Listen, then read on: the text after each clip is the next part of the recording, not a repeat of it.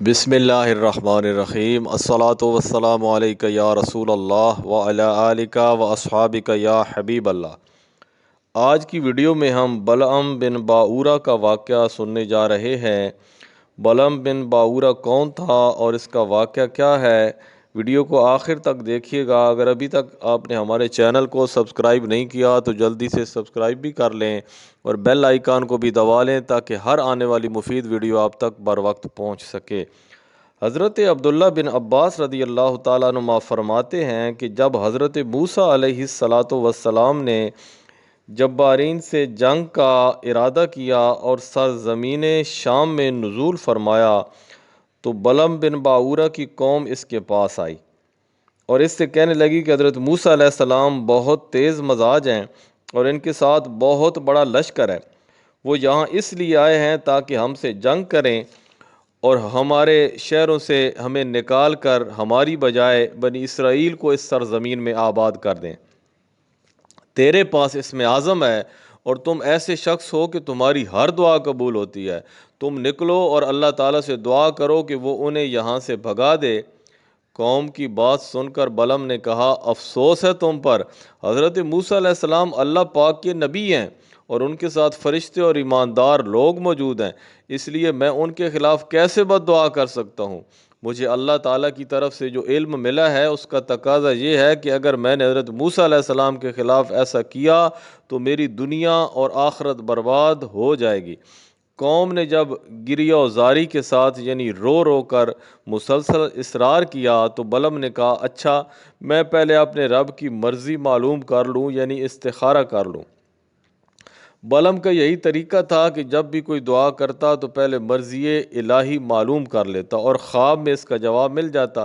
چنانچہ اس مرتبہ اس کو یہ جواب ملا کہ حضرت موسیٰ علیہ السلام اور ان کے ساتھیوں کے خلاف دعا نہ کرنا۔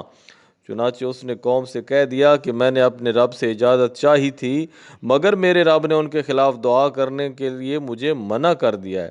پھر اس کی قوم نے اسے ہدیے اور تحفے دیے جنہیں اس نے قبول کر لیا۔ اس کے بعد قوم نے دوبارہ اس سے بد دعا کرنے کی درخواست کی تو دوسری مرتبہ بلعم نے رب تعالیٰ سے اجازت چاہی۔ اب کی بار اس کا کچھ جواب نہ ملا تو اس نے قوم سے کہہ دیا کہ مجھے اس مرتبہ کچھ جواب ہی نہیں ملا۔ وہ لوگ کہنے لگے، اگر اللہ تعالیٰ کو منظور نہ ہوتا تو وہ پہلے کی طرح دوبارہ بھی صاف منع فرما دیتا۔ پھر قوم نے اور بھی زیادہ اصرار کیا حتیٰ کہ وہ ان کی باتوں میں آ گیا۔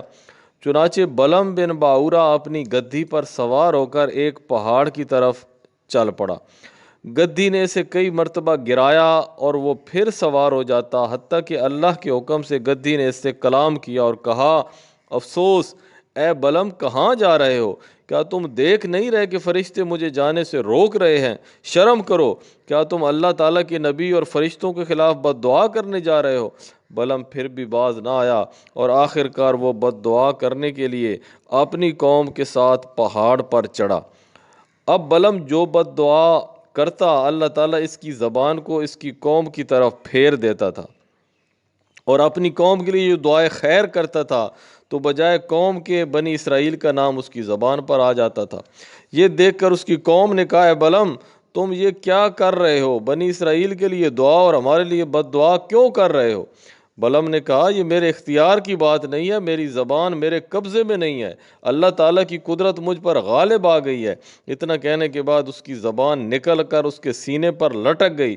اس نے اپنی قوم سے کہا، میری تو دنیا و آخرت دونوں برباد ہو گئیں۔ اب میں تمہیں ان کے خلاف ایک تدبیر بتاتا ہوں، تم حسین و جمیل عورتوں کو بنا سنوار کر ان کے لشکر میں بھیج دو۔ اگر ان میں سے ایک بنی اسرائیلی نے بھی اس کے ساتھ بدکاری کر لی تو تمہارا کام بن جائے گا، کیونکہ جو قوم زنا کرے اللہ تعالیٰ اس پر سخت ناراض ہوتا ہے اور اسے کامیاب نہیں ہونے دیتا۔ چنانچہ بلعم کی قوم نے اسی طرح کیا۔ جب عورتیں بن سنور کر لشکر میں پہنچیں اور ایک کنعانی عورت بنی اسرائیل کے ایک سردار کے پاس سے گزری تو وہ اپنے حسن و جمال کی وجہ سے اسے پسند آ گئی۔ حضرت موسیٰ علیہ السلام کے منع کرنے کے باوجود اس سردار نے اس عورت کے ساتھ بدکاری کی۔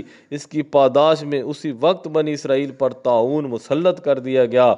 حضرت موسیٰ علیہ السلام کا مشیر اس وقت وہاں موجود نہ تھا۔ جب وہ آیا تو اس نے بدکاری کا قصہ معلوم ہونے کے بعد مرد و عورت دونوں کو قتل کر دیا۔ تب طاعون کا عذاب ان سے اٹھا لیا گیا، لیکن اس دوران 70,000 اسرائیلی طاعون سے ہلاک ہو چکے تھے۔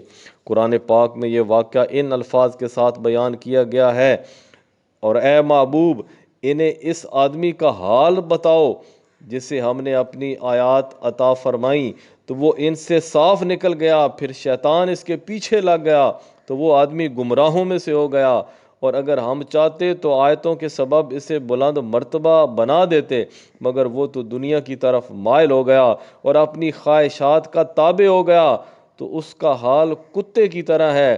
تو اس پر سختی کرے تو زبان نکالے، اور تو اسے چھوڑ دے تو بھی زبان نکالے۔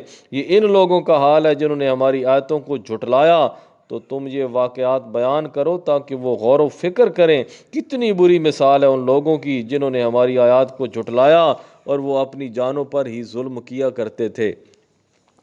ان آیات میں دنیا کے مال و متاع کی وجہ سے، یعنی دنیا کے لالچ کی وجہ سے، دین کے احکام اور دینی باتوں کو پس پشت ڈالنے والے عالم کو کتے سے تشبیہ دی گئی ہے۔ کتا ایک ذلیل جانور ہے، اور ذلیل تر کتا وہ ہے جو تھکاوٹ، شدت کی گرمی اور پیاس ہونے یا نہ ہونے کے باوجود ہر وقت زبان باہر نکال کر ہانپتا رہتا ہو۔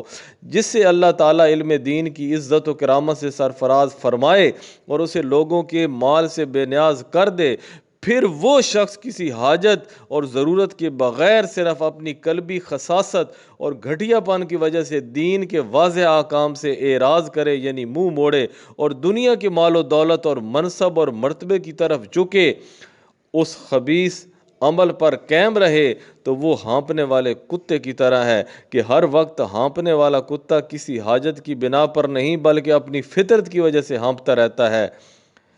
لیکن یہاں یہ ذہن میں رہے کہ مثال صرف انہی لوگوں کے لیے نہیں جو بہت زیادہ علم حاصل کر چکے ہیں، بلکہ وہ لوگ بھی ان آیات کا مصداق ہیں جن کے سامنے حق و باطل کا علم آ چکا، لیکن اس کے باوجود وہ دنیا کی لذتوں اور دنیا کے مال و دولت اور عارضی حکومت اور بادشاہت کی رنگینیوں میں مگن ہے۔